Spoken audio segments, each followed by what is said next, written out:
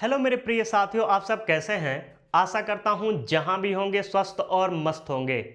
मैं हूं राजेंद्र और आपका अपना चैनल आरपीजीएस रिसर्च में स्वागत करता हूं। साथियों, आज हम लोग यूपी ट्रिपल एससी पेट से संबंधित भारतीय भूगोल के एक महत्वपूर्ण टॉपिक गंगा नदी तंत्र पे चर्चा करेंगे। मेरे साथियों, पिछले वीडियो में गंगा नदी से संबंधित जितने भी इंपॉर्टेंट फैक्ट थे उस पर चर्चा किए थे। साथ ही साथ गंगा नदी की जितनी भी बाई सहायिका हैं अर्थात रामगंगा, गोमती नदी, शारदा नदी, घाघरा नदी, गंडक नदी, कोसी नदी और महानंदा नदी पे चर्चा कर चुके हैं। आज का चर्चा गंगा नदी की दाई सहायिकाओं पे होने वाला है। तो आइए चर्चा को आगे बढ़ाते हैं। गंगा की दाई सहायिकाओं में सर्वप्रथम हम यमुना नदी पे चर्चा करेंगे। मेरे साथियों, यमुना नदी उत्तराखंड के बंदरपूछ श्रेणी में स्थित यमुनोत्री हिमनद से निकलती हैं और प्रयागराज या इलाहाबाद में आकर गंगा नदी से मिल जाती हैं। यमुना नदी की लंबाई 1376 किलोमीटर है। नेक्स्ट पॉइंट की बात करें तो यमुना गंगा की सबसे लंबी सहायिका है। यह पहले 3 पॉइंट लिखते हैं, फिर इनकी यमुना नदी की जो सहायिकाएं हैं उन पे चर्चा करेंगे। तो आइए लिखते हैं, पहले हेडिंग बना लेते हैं। गंगा की दाईं सहायिका।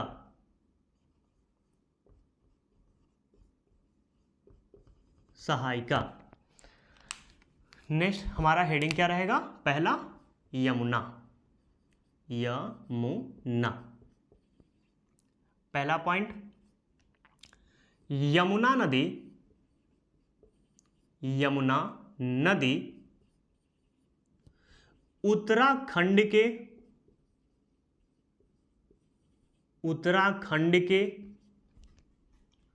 बंदरपूछ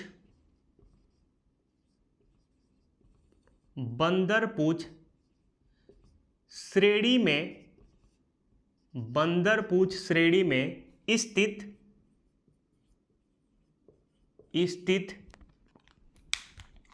यमुनोत्री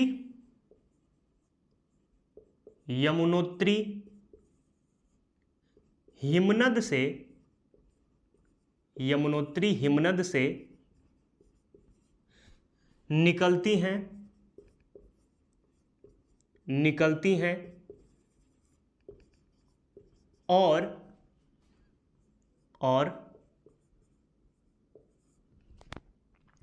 प्रयागराज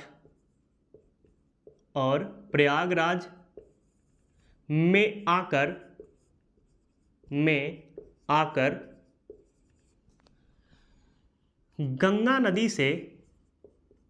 गंगा नदी से मिल जाती हैं।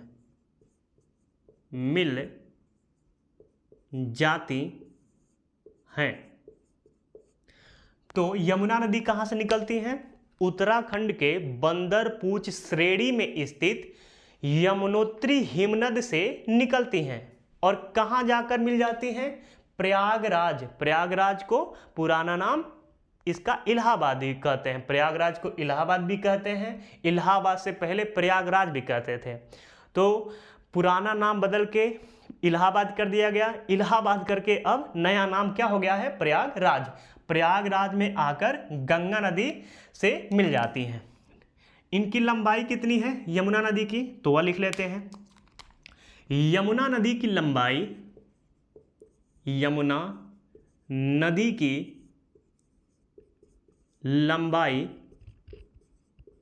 लंबाई 1376 किलोमीटर है। 1376 किलोमीटर है, जो गंगा नदी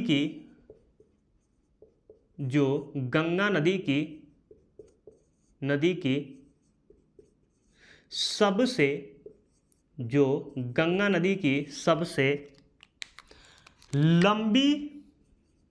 लंबी सहायिका जो गंगा नदी की सबसे लंबी सहायिका हैं।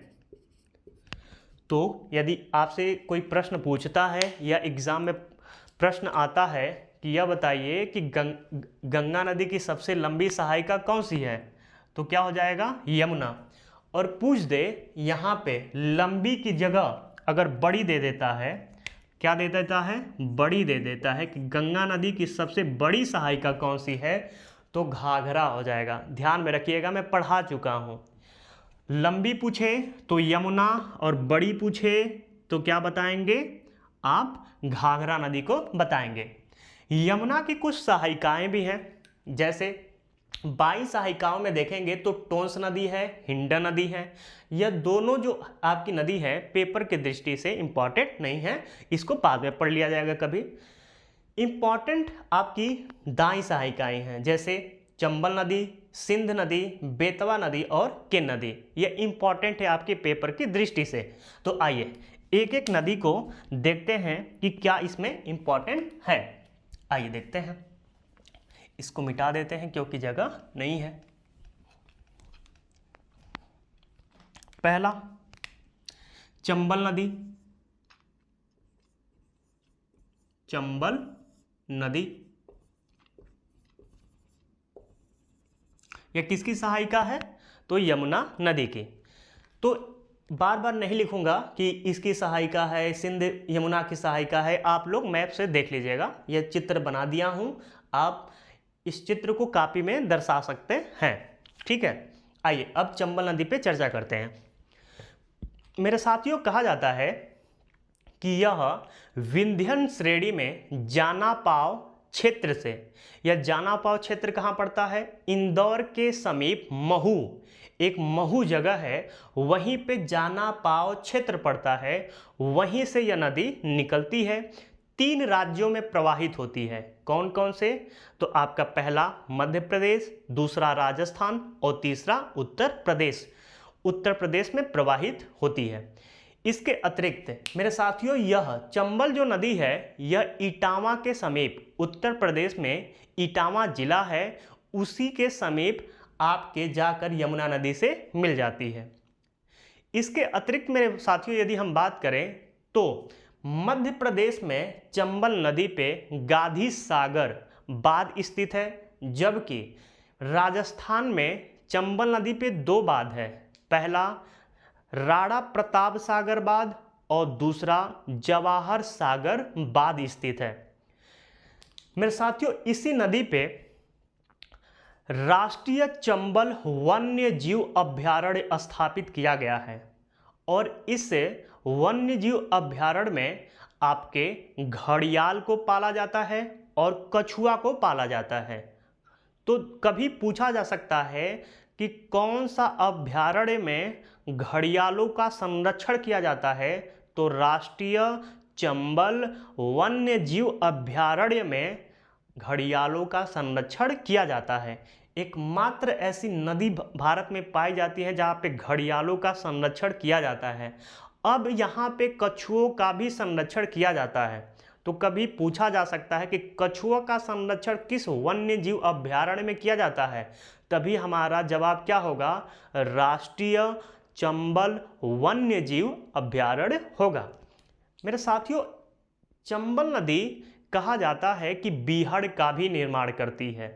यह विंध्यन श्रेणी पर्वत को इतना काट छाड़ दी है कि एमपी में आपका कहा जाता है कि यह बीहड़ का भी निर्माण की है। ठीक है, यह पूछा नहीं जाएगा, लेकिन जान लीजिए कि कौन सी नदी बीहड़ का निर्माण करती है?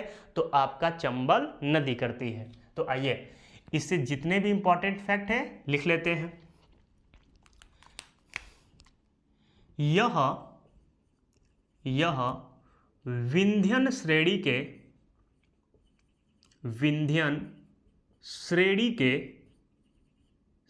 के जानापाव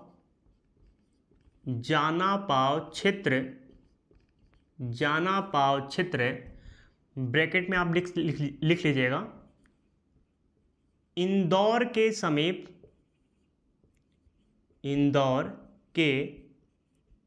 समीप महू इंदौर के समीप महू से निकलती है,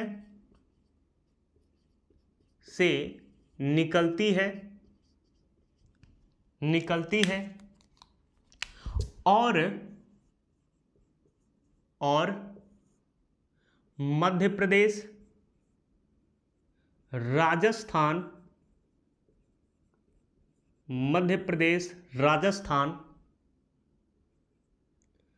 उत्तर प्रदेश में प्रवाहित होती है। नेक्स्ट पॉइंट, यह यमुना नदी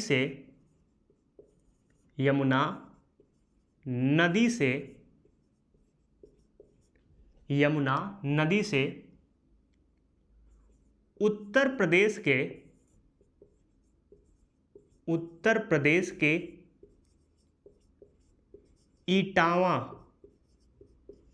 इटावा जिला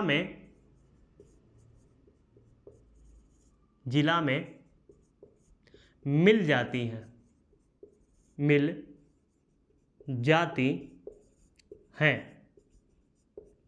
नेक्स्ट पॉइंट,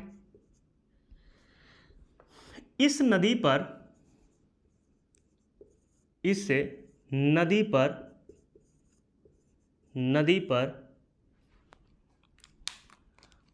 मध्य प्रदेश में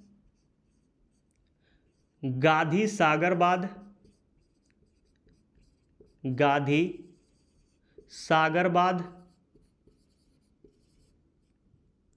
राजस्थान में राणा प्रताप सागर बांध,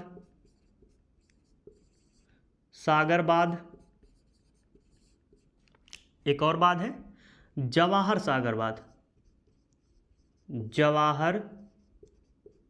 सागर बांध है। नेक्स्ट पॉइंट, इस नदी पर राष्ट्रीय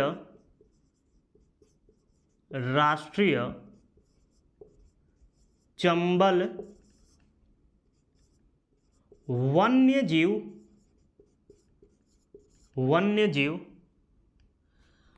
अभयारण्य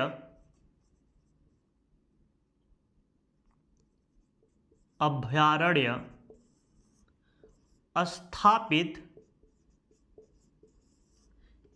किया गया है,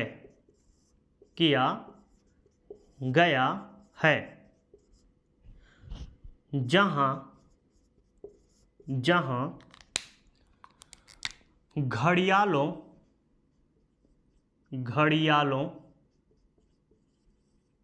के साथ साथ कछुओं का भी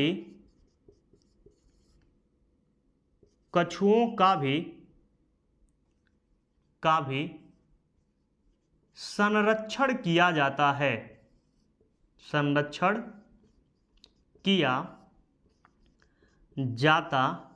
है। तो मेरे साथियों, पेट में अगर पूछा जाएगा चंबल नदी से तो इतने से ही क्वेश्चन आपका बन जाएगा। हद से हद पूछेगा तो पूछ सकता है कि गाधी सागर बांध किस नदी पे स्थित है, राणा प्रताप सागर बांध किस नदी पे स्थित है, जवाहर सागर बांध किस नदी पे स्थित है, या किस नदी में घड़ियालों का संरक्षण किया जाता है, किस वन्यजीव अभयारण्य में घड़ियालों का संरक्षण किया जाता है, किस वन्यजीव अभयारण्य में कछुओं का संरक्षण किया जाता है, या चंबल नदी कहाँ से निकलती है, कितने राज्यों में प्रवाहित होती है, यहाँ से क्वेश्चन बन सकता है। अब आते हैं नेक्स्ट नदी पे, और नेक्स्ट हमारी जो नदी है वह है सिंध नदी। मेरे साथियों, सिंध जो नदी है यह मध्य प्रदेश के विदिशा मध्य प्रदेश के विदिशा जिला में मालवा के पठार से निकलती है। मध्य प्रदेश के विदिशा जिला में मालवा के पठार से निकलती है और उत्तर प्रदेश में इटावा के समीप यमुना नदी से मिल जाती है। ठीक है, इस नदी पे मध्य प्रदेश में मानीखेड़ा बांध स्थित है। तो एक इसमें जो बांध है सिंध नदी पे वह काफी इंपॉर्टेंट है। मानीखेड़ा बांध किस नदी पे स्थित है? तो सिंध नदी पे स्थित है। यह छोटा सा नदी है। आइए लिख लेते हैं जो भी इसका इंपॉर्टेंट फैक्ट है। पहले हेडिंग डाल लेते हैं, सिंध नदी। सिंध नदी यह मध्य प्रदेश के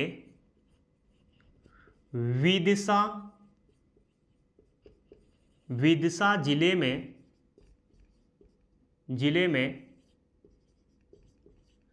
में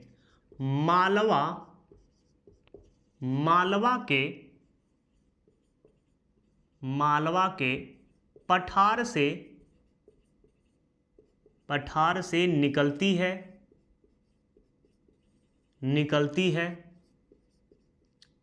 और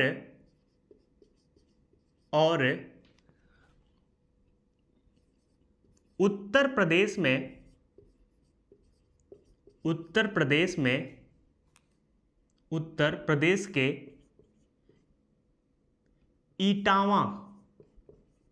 इटावा जिले में यमुना नदी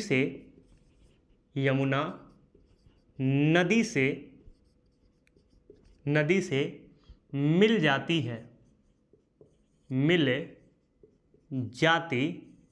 है। एक पॉइंट और लिख लीजिएगा इसमें, इस नदी पर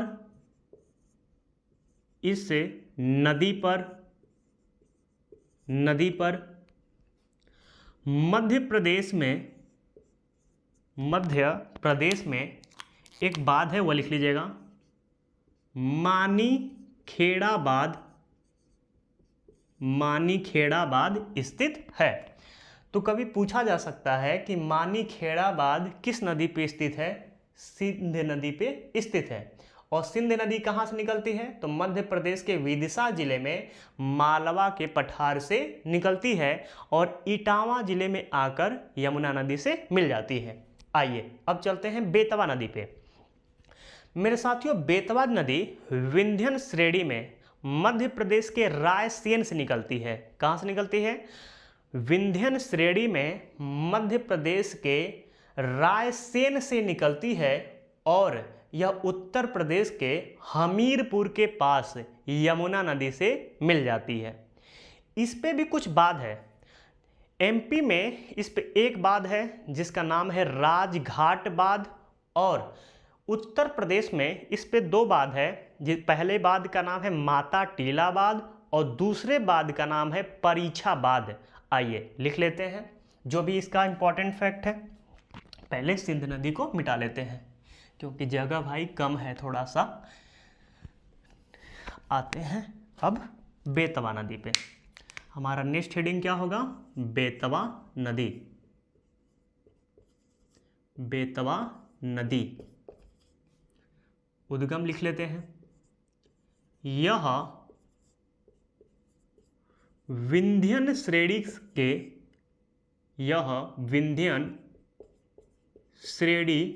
से मध्य प्रदेश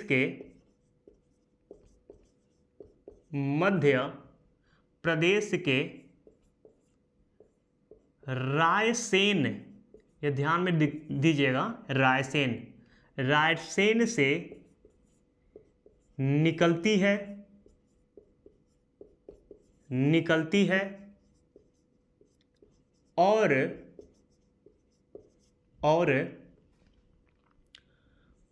उत्तर प्रदेश के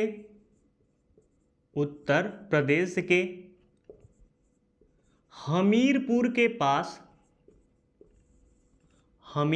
के पास यमुना नदी से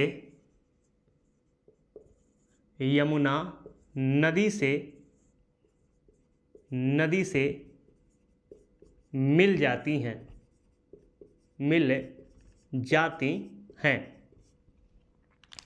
नेक्स्ट पॉइंट, इस नदी पर मध्य प्रदेश में एक बांध है और उत्तर प्रदेश में 2 बांध है। तो आइए उसको भी लिख लेते हैं, कौन कौन से बांध हैं। पहला बांध है राजघाट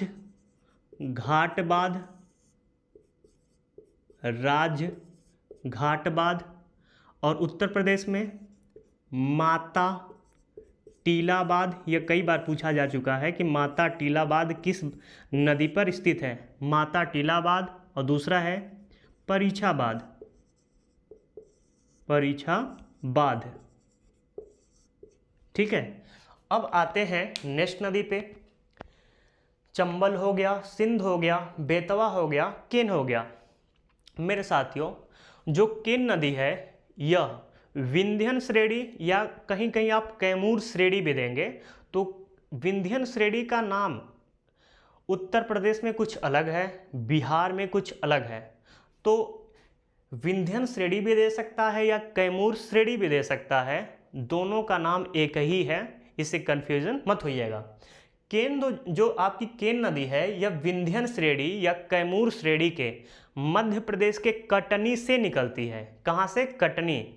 कटनी में मैहर माई भी हैं, आप नाम सुने होंगे मैहर माई। आल्हा और उदल की कहानी भी सुने होंगे, आप पढ़ेंगे इतिहास तो आल्हा और उदल का जिक्र मिलेगा। तो केन नदी कहाँ से निकलती है? मध्य प्रदेश के कटनी से निकलती है, और यह उत्तर प्रदेश के बांदा जिला में जाके यमुना नदी से मिल जाती हैं।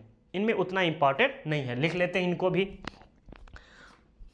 केन नदी को भी लिख लेते हैं, कहाँ से निकलती हैं यह, बस इतना ही जान लें यह कहाँ से निकलती हैं। केन नदी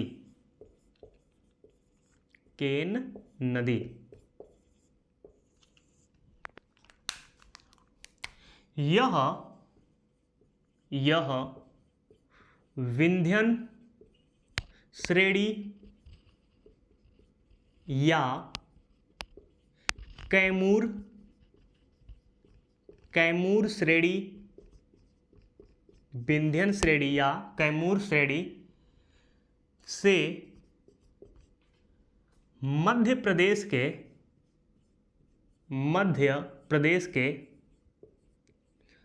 कटनी से निकलती हैं।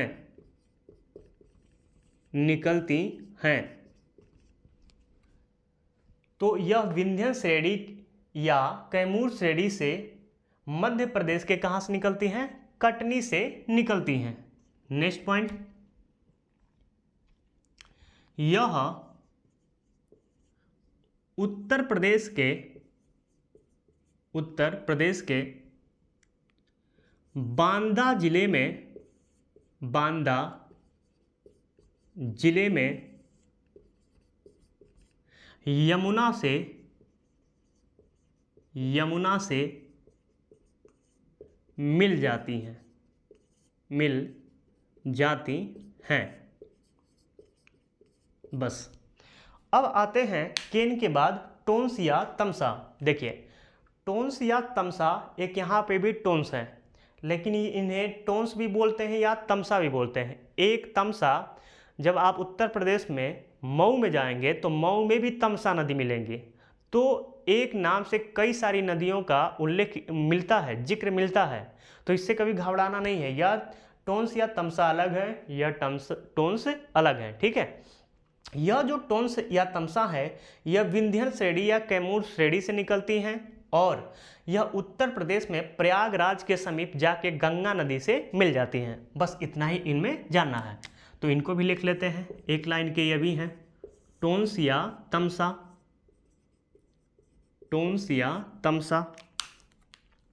यह विंध्यन या कैमूर श्रेणी से निकलती हैं और एमपी यूपी में प्रवाहित होते हुए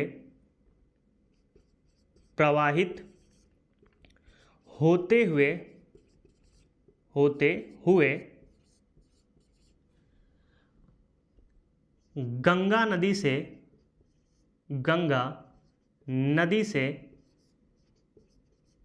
से मिल जाती हैं। कहाँ मिलती हैं? प्रयागराज के नज़दीक। ठीक है, अब आते हैं सोन नदी पे। सोन नदी आपके लिए इम्पॉर्टेंट नदी हो सकता है, क्योंकि सोन नदी में एक ऐसा बांध है जो काफ़ी इम्पॉर्टेंट है, जिसका नाम है रिहंद बांध। और रिहंद जो बांध है वह रिहंद नदी पे बनाया गया है, और जो रिहंद है वह सोन नदी की क्या है? सहायिका है। ठीक है मेरे साथियों, सोन जो नदी है यह मध्य प्रदेश के अमरकंटक पहाड़ी से निकलती है। और अमरकंटक पहाड़ी कहाँ है? मध्य प्रदेश में। और मध्य प्रदेश के अनूपपुर जिला पड़ता है, वहीं से यह निकलती हैं। कौन सी नदी? सोन नदी। आगे बढ़ती हैं और बिहार की राजधानी पटना है, पटना में यह जाके गंगा नदी से मिल जाती हैं। इनकी एक सहायिका है रिहंद नदी। रिहंद नदी पे रिहंद बांध बनाया गया है, और जो रिहंद बांध है यह सोनभद्र में है। सोनभद्र उत्तर प्रदेश का जिला है। ठीक है, वहीं सोनभद्र जिले में रिहंद बांध बनाया गया है, और जो रिहंद नदी का पानी जो रुकता है उससे एक बड़ा जलाशय का निर्माण होता है, जो भारत का सबसे बड़ा जलाशय है, जो भारत का सबसे बड़ा कृत्रिम झील है। यदि प्रश्न में कोई पूछे कि भारत का सबसे बड़ा कृत्रिम झील कौन सा है, तो रिहंद नदी के जो पीछे जो जलाशय है उसे हम बोलते हैं गोविंद बल्लभ पंत जलाशय या झील, कृत्रिम झील वह है। ठीक है, तो आपसे प्रश्न पूछेगा क्या, भारत का सबसे बड़ा कृत्रिम झील कौन सा है? तो गोविंद वल्लभ पंत जलाशय है। और यह जो गोविंद वल्लभ पंत जी हैं, यह भारत उत्तर प्रदेश के पहले क्या थे? मुख्यमंत्री भी थे। ठीक है, तो इससे ध्यान में रखिएगा, यहाँ से प्रश्न बहुत ज़्यादा पूछता है। तो लिख लेते हैं इसको भी, सोन नदी को भी। सोन नदी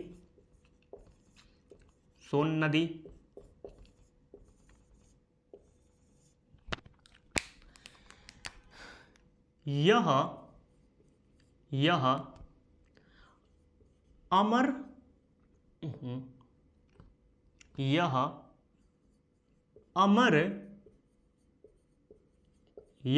अमरकंटक पहाड़ी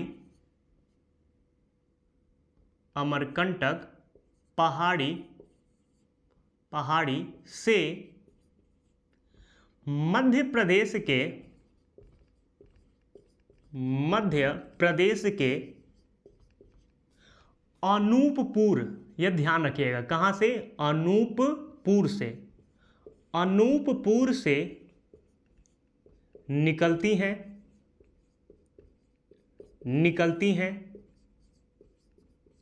और पटना के समीप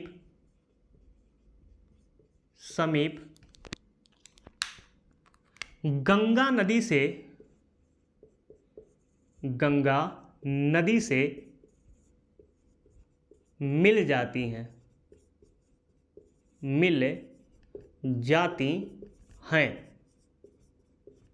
नेक्स्ट पॉइंट, मध्य प्रदेश में सोन नदी पर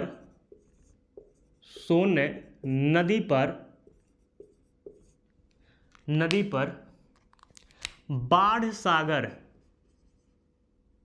सोन नदी पर बाढ़ सागर बांध बनाया बनाया गया है। तो कभी आपसे पूछे कि बाण सागर बांध किस नदी पे है, तो सोन नदी पे है। और कहाँ पे है, तो मध्य प्रदेश में है। नेक्स्ट पॉइंट लिखते हैं, सोन नदी की प्रमुख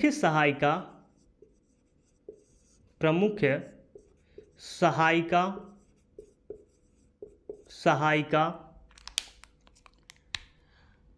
रिहंद नदी है।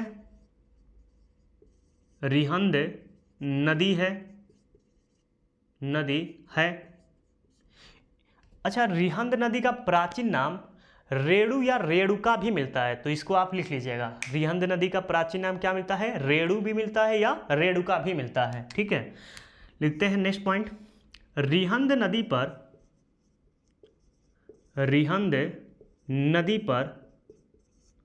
पर उत्तर प्रदेश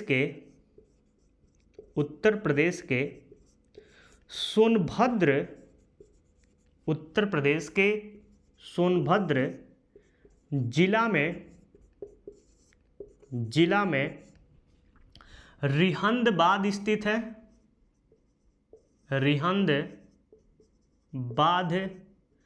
स्थित है।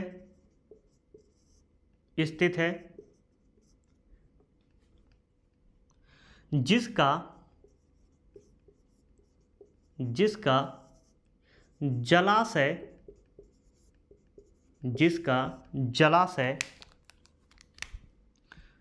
गोविंद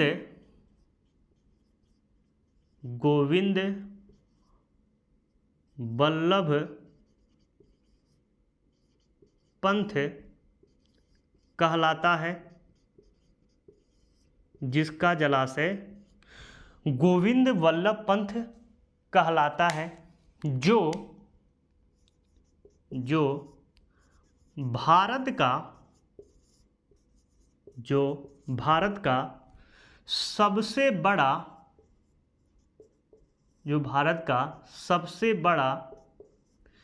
कृत्रिम मतलब मानव निर्मित, लिख लीजिएगा ब्रैकेट में, मानव निर्मित कृत्रिम झील है। तो कोई आपसे पूछे कि भारत का सबसे बड़ा मानव निर्मित झील कौन सा है या कृत्रिम झील कौन सा है, तो गोविंद वल्लभ पंथ क्या है, गोविंद वल्लभ पंथ है।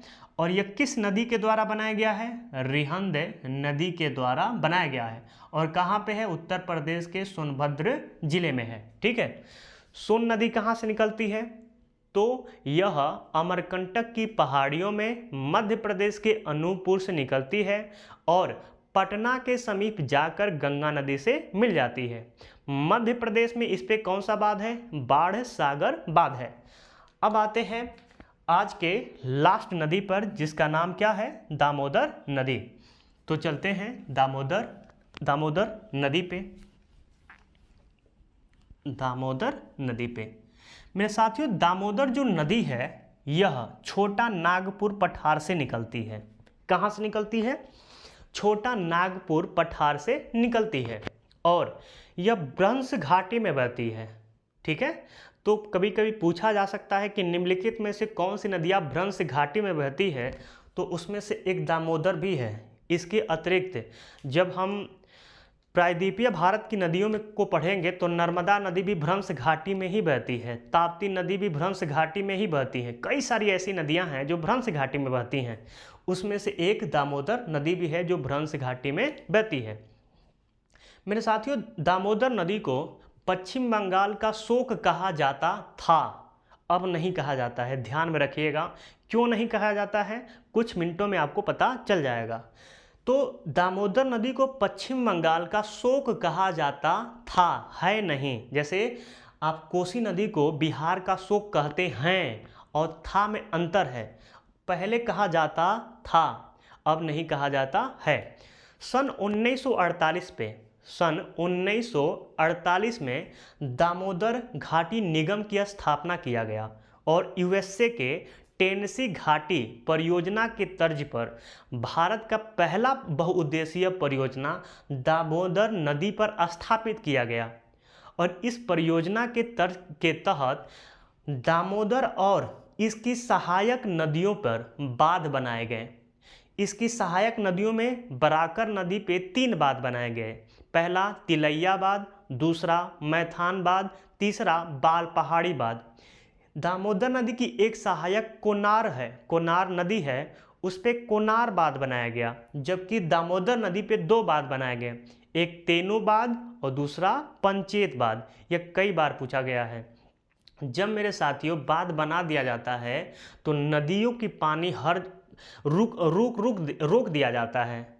जब पानी को रोक देंगे, लगातार पानी जहाँ एक जगह नहीं जाएगा तब तक बाढ़ नहीं ले आएगा। अब बाढ़ नहीं ले आएगा तो शोक क्यों कहेंगे? जैसे कोसी को हम शोक क्यों कहते हैं? क्योंकि कोसी नदी और गंगा नदी वर्तमान समय में यदि आप देखेंगे तो तबाही मचा के रखी हैं। एक जवैनिया गांव है, इस समय बिहार में देख रहे होंगे कि उसको तो काट दिए हैं पूरा गंगा जी। ये क्यों ऐसा हो रहा है? क्योंकि गंगा नदी की पानी को रोका नहीं गया है, लगातार पानी आता चला जा रहा है। कोसी नदी की भी पानी आता चला जा रहा है, क्योंकि देखिए कहाँ पे मिल रही हैं, कुर्सेला में मिल रही हैं। तो नदी गंगा, ये भी कुर्सेला गंगई जी में पानी डाल रही हैं। हर एक नदियाँ गंगई जी में जब पानी डाल रही हैं भाइयों, तो गंगा नदी की पानी तो लगातार और फोर्स से बहेगा ना, तो इधर जितने भी इलाके होंगे उनका तो सहमत आ जाएगा। इसीलिए कोसी को बिहार का शोक कहते हैं, जबकि दामोदर उसकी सहायक नदियों पे बांध बनाया गया है, इसलिए इसे पश्चिम बंगाल का शोक कहा जाता था। अब नहीं कहा जाता है, क्योंकि इसके पानी, इस दामोदर नदी, इसके सहायक नदियों के पानी जगह जगह पर बांध बनाकर रोक दिया गया है। चलिए आइए इससे संबंधित जितने भी महत्वपूर्ण फैक्ट हैं लिख लेते हैं। दामोदर नदी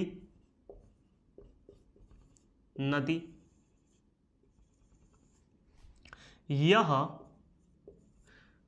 छोटा नागपुर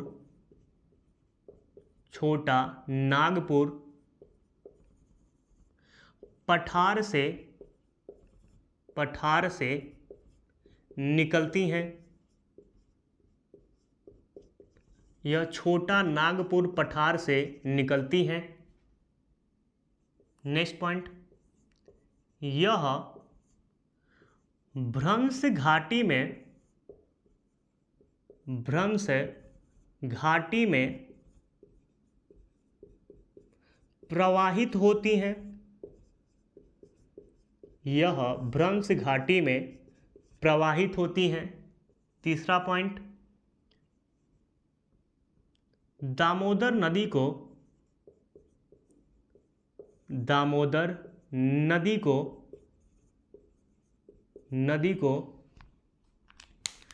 पश्चिम बंगाल का शोक कहा जाता था।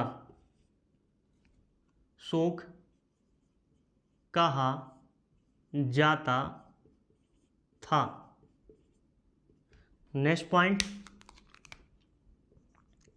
सन 1948 में दामोदर घाटी निगम की, ये कई बार पूछा गया है कि दामोदर घाटी निगम की स्थापना कब किया गया था, तो 1948 में, ध्यान रखिएगा। दामोदर घाटी निगम की स्थापना किया गया और यूएसए के टेनेसी घाटी परियोजना के तर्ज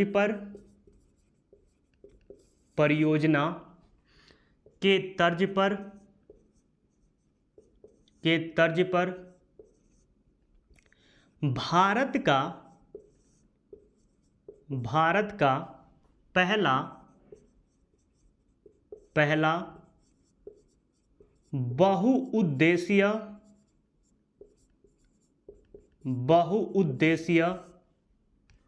परियोजना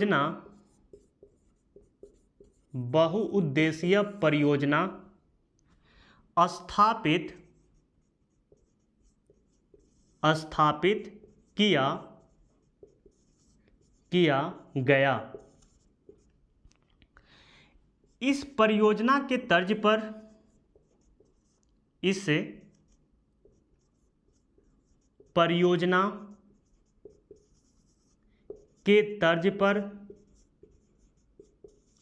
पर दामोदर और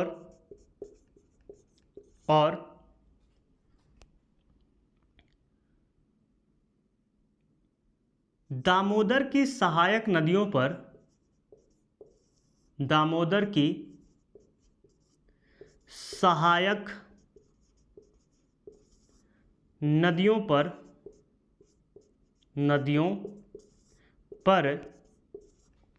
बांध बनाए गए।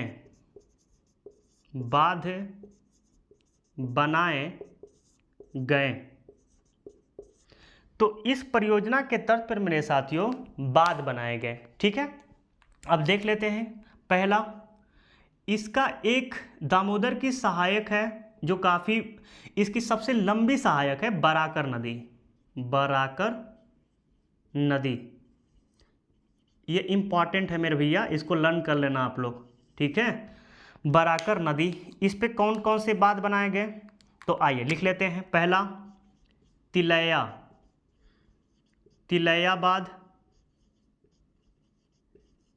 बांध। दूसरा, मैथान बांध। तीसरा, बाल पहाड़ी बांध। ठीक है, तो ये 3 बांध किस पे बनाए गए? बराकर नदी पे। एक और है इसकी सहायक, कोनार नदी। कोनार नदी पे कोनार बांध बनाया गया। तो इसके जो कोनार है इसके तो नाम से ही आप पहचान जाएंगे, कोनार बांध। लेकिन नदी का नाम याद होना चाहिए, कोनार कोई नदी है, नहीं तो नहीं पकड़ पाएंगे। तो कोनार बांध किस नदी पे है? कोनार बांध किस नदी पे है? तो कोनार नदी पे। आते हैं दामोदर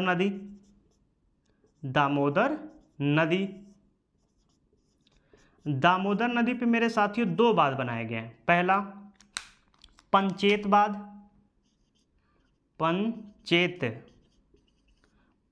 बांध और दूसरा तेनू बांध।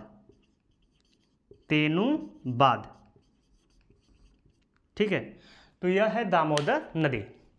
मेरे साथियों, गंगा नदी तंत्र से संबंधित जो भी इम्पॉर्टेंट फैक्ट थे, जैसे कि गंगा नदी का निर्माण कैसे होता है, गंगा नदी से संबंधित जितने भी महत्वपूर्ण फैक्ट है उसको भी पढ़ लिए हैं।